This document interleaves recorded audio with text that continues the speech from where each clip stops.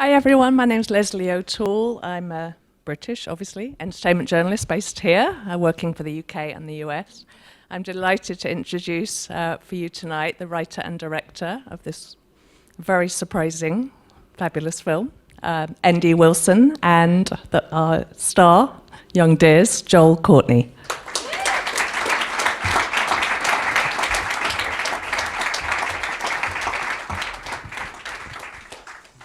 Welcome. I think you were probably quite surprised by this film, yes? Not quite what you were expecting. Yes, me too. Yeah, I'm very, very impressed. Congratulations. We were surprised as well. Equally, if not more. Now, you guys may or may not know that ND is a very successful YA author. His best-known YA books are the 100 Cupboards trilogy and the Ashton Burial series. And the 100 Cupboards trilogy has been translated into 20 languages, I understand. Somewhere above 24. Wow, amazing. But this was not originally a YA novel. This is an original screenplay. So perhaps you can tell us how this whole project came about. It's an extreme can of worms to talk about how the project came about. I actually knew Joel from way back, and then... How did you know each other? Same hometown. Yeah. You had moved in, how old were you when you moved into this town in Idaho? 5, right before 6th grade. So right, 5? 1st grade. Yeah. I was just saying, wait a second. So I probably met him when he was 5. It's a small town. I probably saw him when he was 5, but I don't remember that. Later on, after he was in Super 8 and I was writing books, I was directing a book trailer for the Ashton Burial series for Random House, and I asked Joel to star in it, which he did for me. So the first time we worked together was a book trailer for a YA novel. And I'd known him, followed him, seen what he was doing since that time. It was quite some time ago. And then I had a small budget to work with. I had Tommy Cash to work with and didn't really know what I was going to be doing.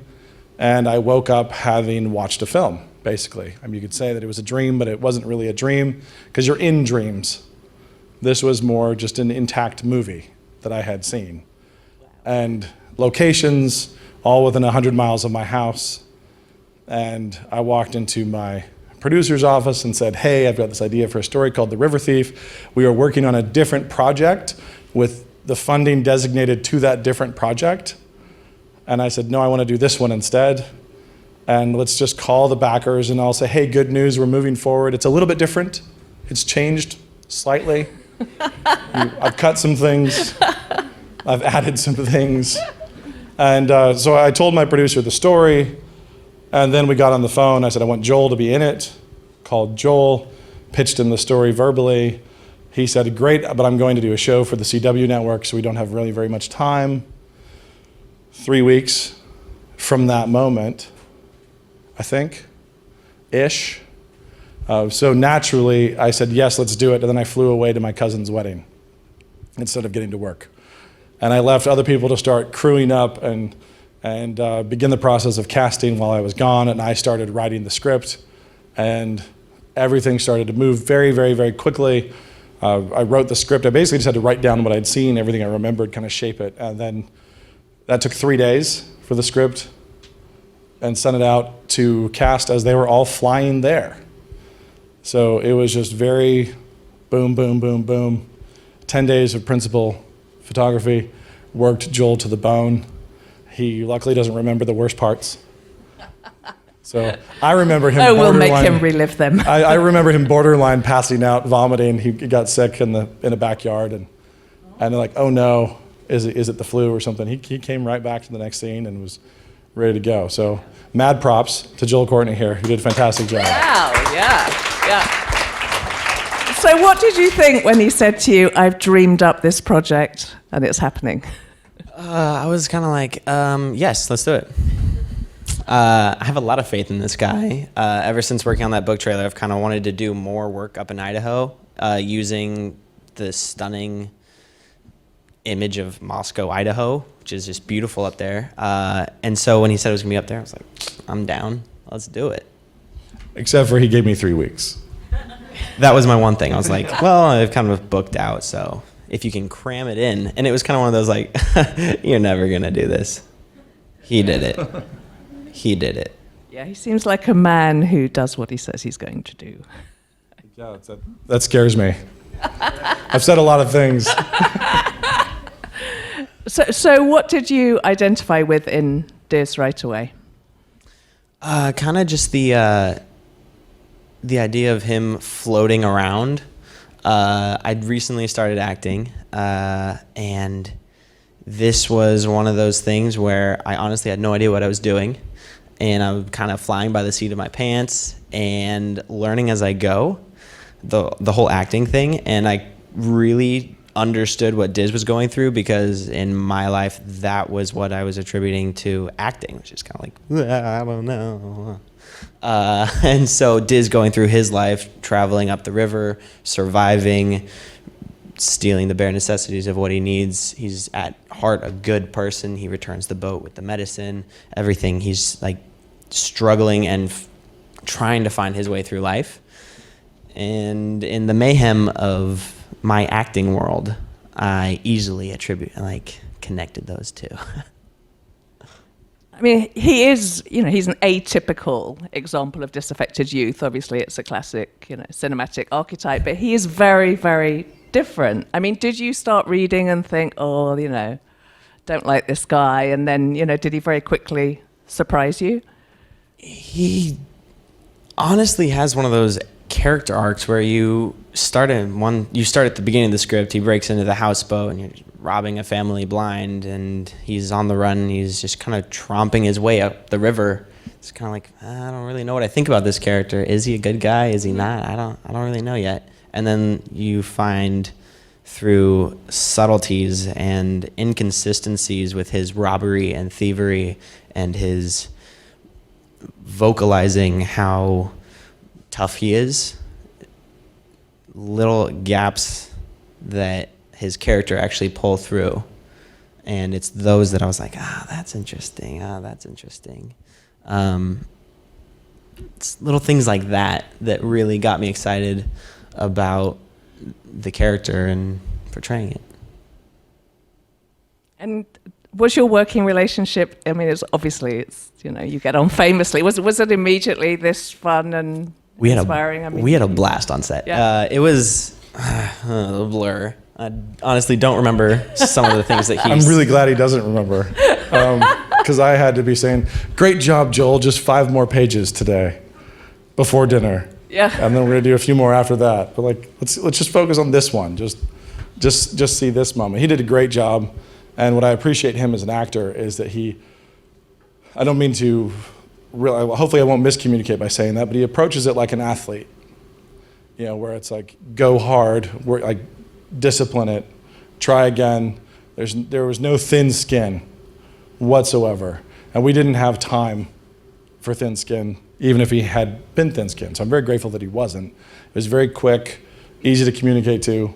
And then let's go, let's do it, let's go harder. You want me to try again? Let's go again, let's do it again, let's do it again. Like, he was very, very up for it, which I needed as a first-time director as well. So you can imagine that, but it was great.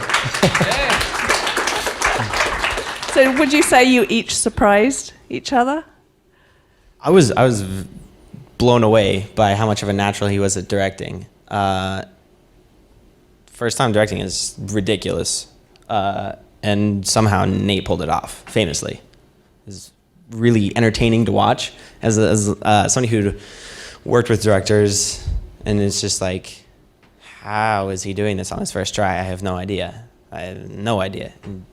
He and I, we'd known each other for so long. We already had this ebb and flow, an understanding.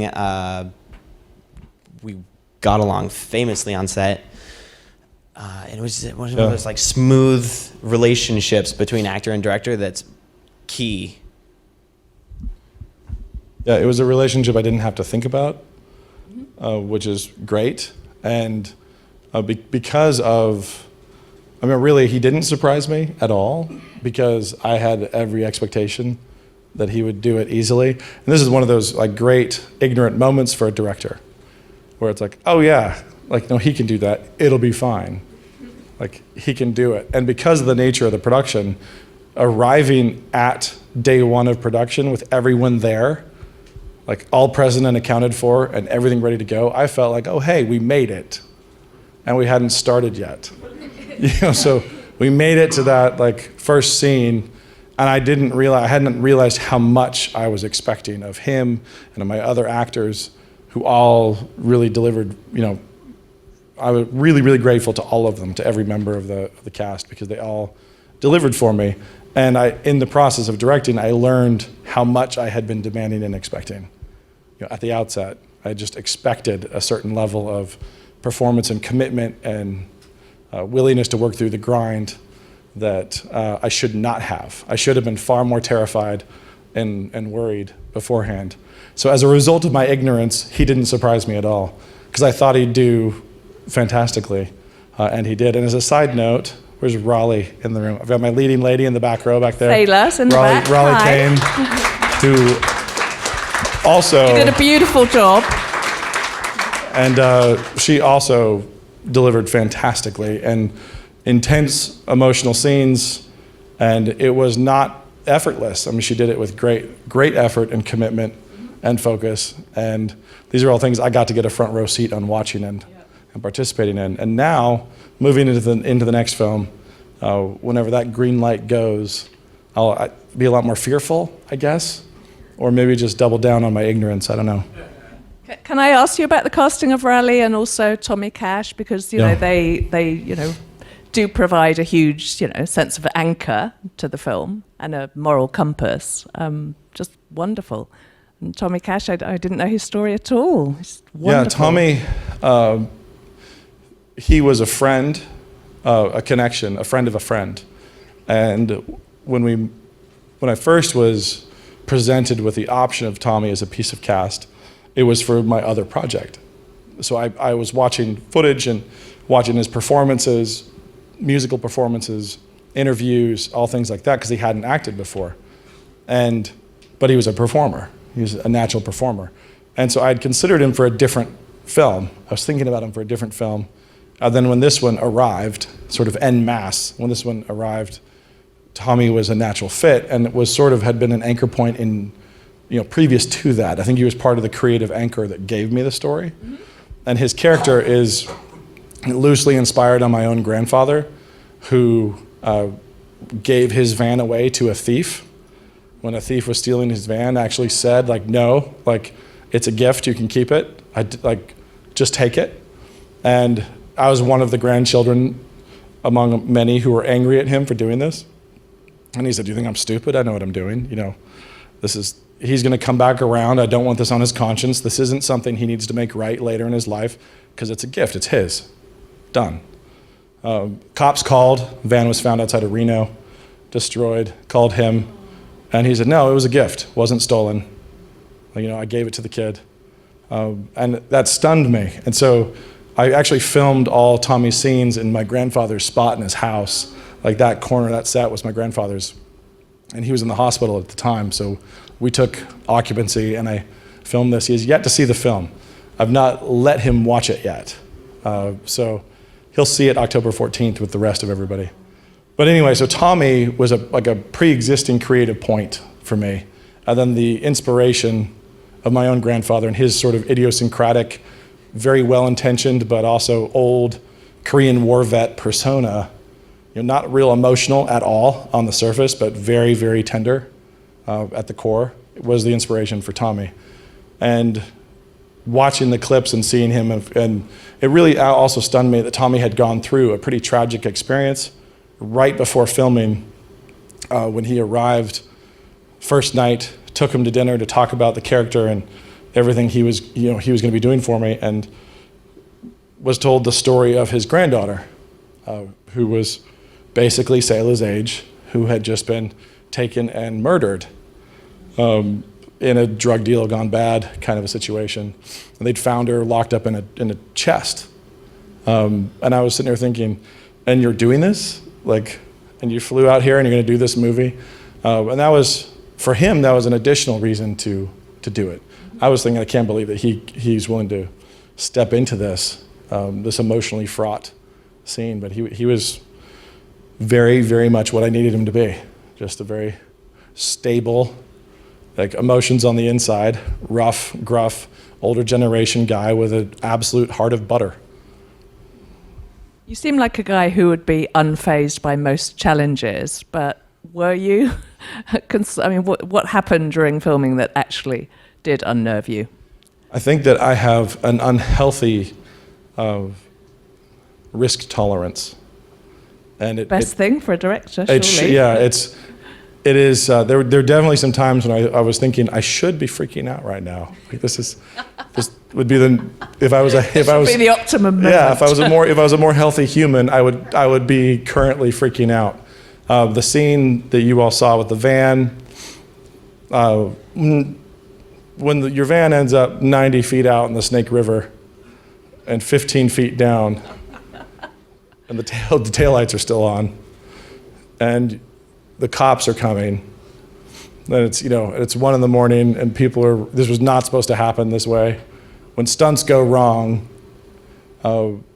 that's when you find out how stress averse you are, or whether or not you're willing to be the guy where the buck kind of stops. You grab the producer, you stand next to the producer, and then you become friends with several members of the law enforcement community. And there were moments like that, but also hard decisions. The tougher decisions were like locations that I pulled the plug on last minute, which is it's just wrong. Like, this is wrong. We're a full crew move. Like, we're doing a full crew move tonight, right now. Everybody take an hour, and I'll tell you where we're all going in a little bit, because this is wrong. This isn't safe. The stunts are too risky here, and there's no one telling you that you can't do it.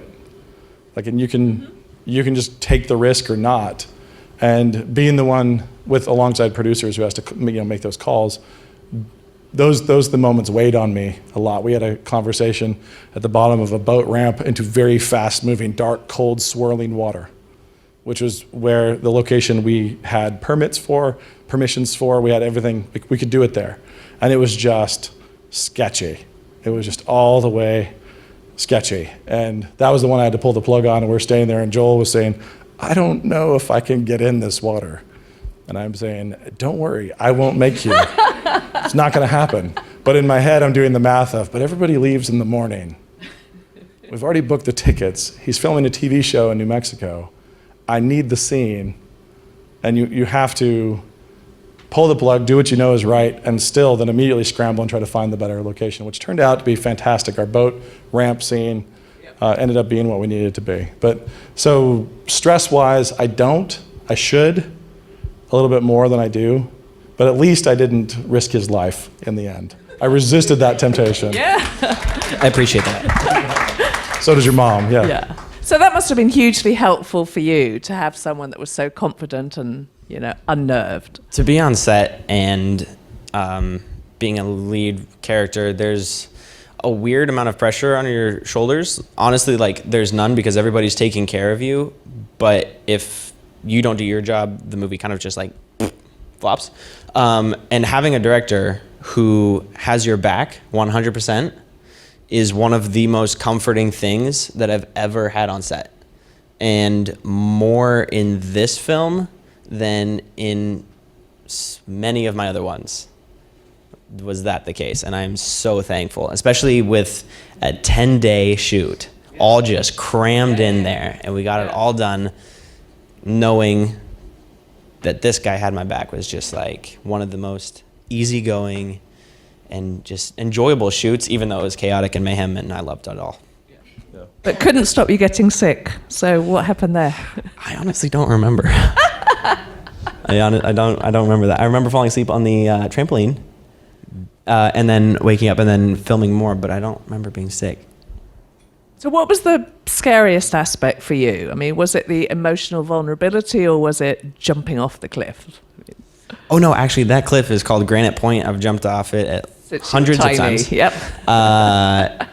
It's one of the local hangouts that me and my friends, we love to go to, so that was Easy. fun. Yeah. No stunt double there. No, I wanted to do that one. That was a lot of fun. Always enjoyed going there. And for me, emotional vulnerability is always something that's so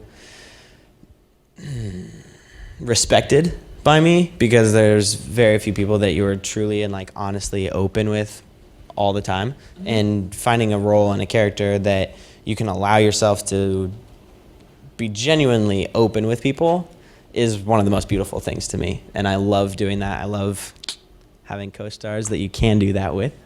And How did she make things easier for you? we had a lot of fun together on these crazy days. You'd pull up to set, 12-page call sheet, and you're saying, all right, here we go. And she had my back as much as Nate did. I had hers. All three of us together, we spent so much time together in the 10-day clump that we just got very close. And there's a comfortability when you spend that much time together in such a short period of time that it was just kind of like, we're in this together, let's do this. So were you working even longer hours than usual on set? I mean, how is it possible? 10 days? We didn't do anything against any union standards, I promise. Was that a trick question? I'm just trying to avoid it. We were a micro budget, and we were very familiar with our locations, and that's partly why I chose them and wrote to them. We had a great deal of familiarity, which enabled some amount of speed and efficiency. And so when I can call out a street corner to a producer, that's where we're going. I know this one well. I can cut out a lot of the scouting, and even know already basically have it blocked. And I needed to on that timeline. I needed to have it all very much known as much as is possible in that kind of time frame. So no, we didn't actually have longer days than is frequently the case on normal. We did have some long ones. The longest of which was we shot in 4 different cities in 2 states in that one day, and had multiple stunts. And that was the big, brutal one. That was also one of the creatively tough ones, because it was a decision to reshoot a scene which we had already shot, and it'd been tight time and bad light, but we had actually gotten, looking back at the dailies, we pretty much had it. It was pretty solid, but it just wasn't what it needed to be between Raleigh and Joel, Diz and Selah. That long shot with them in profile against the sky, where they have their conversation, where he says, "Do you like me?" And that all happens. That was all new location, different city, reshoot. We had actually filmed that scene before, and they had both performed well. It just wasn't, it didn't hit, not because of them, but because of our production.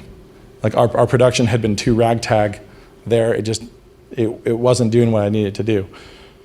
So, we had enough room to be able to do that. The other thing that was funny is having cast spend that much time together in a day, and then we wrap for the day. You'll get your call sheets, and all the cast is saying like, "Hey, what are you guys doing? Like, do you want to hang out? Do you want to go watch a movie?" And I would sit there looking at them thinking like, are you insane? Go be friends. Like, I'll go think about tomorrow. I'll go sit there awake all night, blocking every scene for tomorrow while you guys go watch whatever it is that you would watch and pop popcorn and hang out. But that camaraderie and friendship and chemistry is what really, really helped us on such a tight frame. I have a question from the audience, from Ari. I hope I'm saying that right. As a writer-director, how flexible are you with the script once shooting has begun? And did you improvise at all, or add anything, or say, "I would never say that"? Dialogue flexed, changed to the character, but there was a great deal of flexibility. And I actually found this even with my own books. This is the weird thing. So I'm involved in an adaptation of a C.S. Lewis novel, and I find that I'm far more aggressively protective of his work than of mine. So I'm involved also in adapting some of my own novels, 100 Cupboards being one of them. Like, okay, so I'm going to write the script, the adaptation of my own novel, and I feel like, oh, wow, like I can do anything. I have complete authority over all of this. I don't have to ask anybody's permission. Those scenes which ended up on the cutting room floor because of my New York editor, they're coming back. You know, it's like I can add stuff, things that I was thinking about, things that I didn't put in. There's all this freedom. And I felt the same way about this script. It was mine. I was not in contract with anybody, you know, to deliver this thing on the page. I was committed to trying to tell the best possible story with these talented actors that I could. And so stuff changed. A lot of stuff changed in the editing room. You know, I overwrote knowing that, okay, things will compress. Things got a lot leaner, you know, heavy dialogue got shortened, you know, scenes got trimmed. So there's a lot more aggression in post-production creatively on the script than there was in production. In production, we basically always started with what was on the page. You know, we always started there, and then it would kind of, okay, cut that line, scratch that. But even there, like, it happened again, you know, in the editing room. What about for you? Did you suggest any changes, or it was all there on the page? It was a very collaborative set between director and performers, as I recall. Then again, it's all kind of a blur. Yeah. But it's difficult having someone who is stuck in their head and locked in to something that's previously agreed upon. Mm-hmm. And I mean, it happens, and I understand that, and there's importance to that, and sometimes it really should be that way. But it's also nice to be able to have conversations about things, saying like, hey, what do you think about this? Sometimes it'll be better, sometimes it won't. You work with it. And it was very collaborative, as I recall. What would you both do with $1 million if there were no consequence? And no one knew. You didn't have to give it to charity. It was all for you.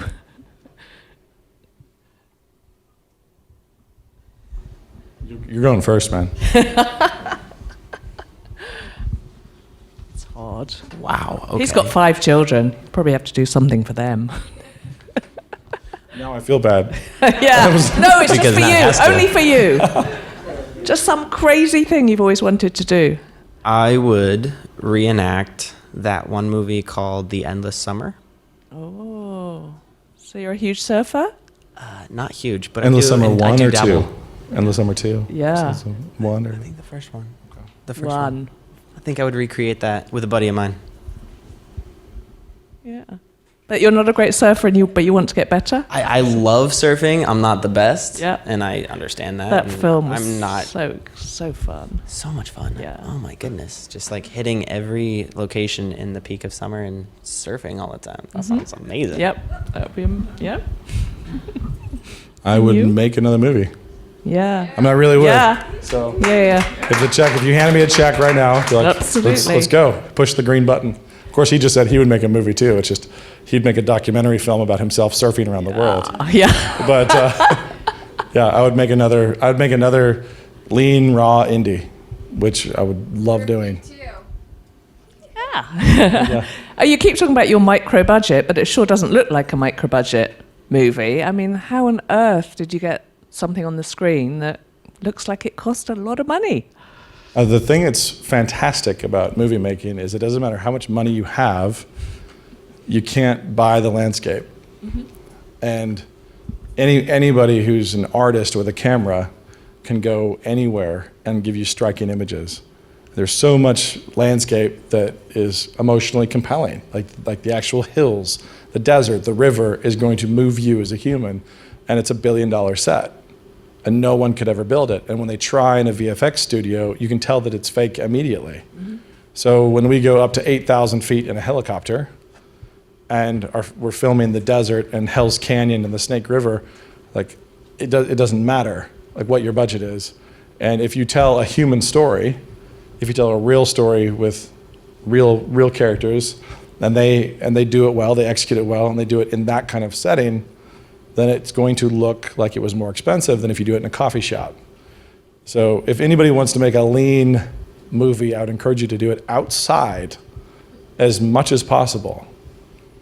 And it's one of those things, I can respect The Revenant a lot, but I'm not gonna give the director any credit for how awesome the Canadian Rockies are. And why would I? And they can talk about how they did it with natural light. Like, oh, really? Like, so did we. But they did it beautifully. So much respect. But the thing is, things can be grand and massive, and they are just outside your door. They're out there. But whenever we get lean, we think, okay, let's get it contained and controlled. So I think that was a conscious decision to shoot utilizing that space, the Eastern Washington desert into Hell's Canyon, which is an underfilmed, glorious location. So we get a lot of questions, get a lot of questions about location, states, and so on. It's a place we both know very, very well. Absolutely. And can you talk a little bit about what's coming up for both of you? You said you're adapting a C.S. Lewis book, The Great Divorce. You're also a big fan of G.K. Chesterton, P.J. Wodehouse, and Mr. Tolkien. What is it about the British authors for you?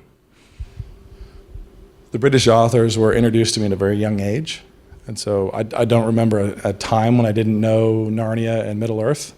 My parents read aloud. It's like Faramir was, an awesome uncle from childhood. Boromir, not so much.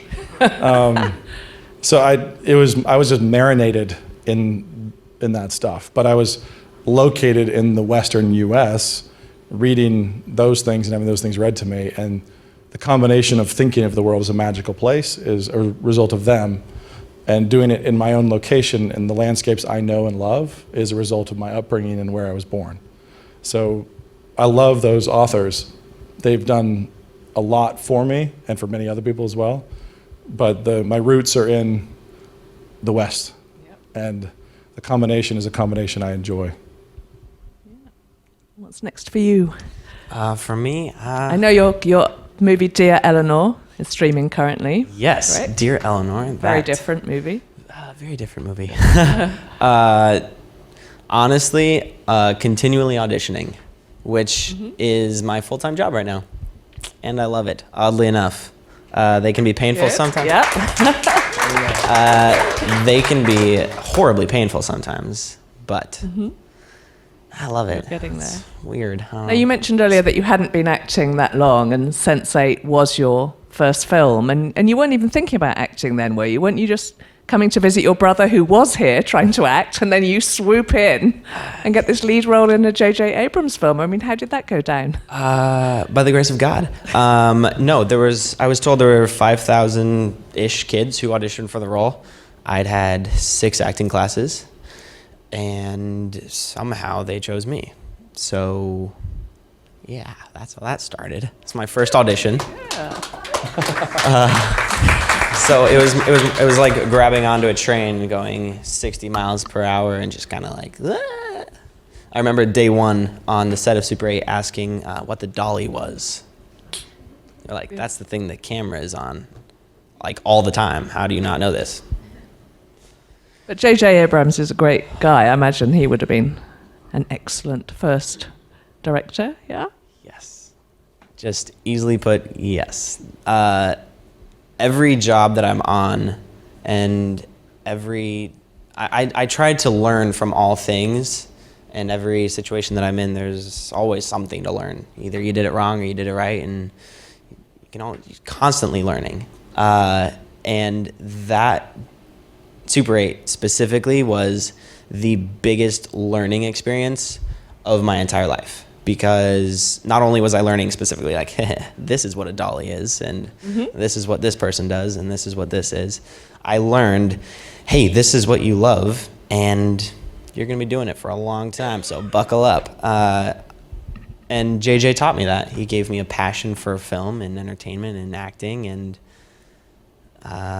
this. So at the end of that film, you were in no doubt that this is what you were going to be doing. Well, yeah. Well, not by the end, yes. I realized it maybe halfway through filming the movie. I remember being insanely stressed out the first month, 2 months of filming the 3.5 months.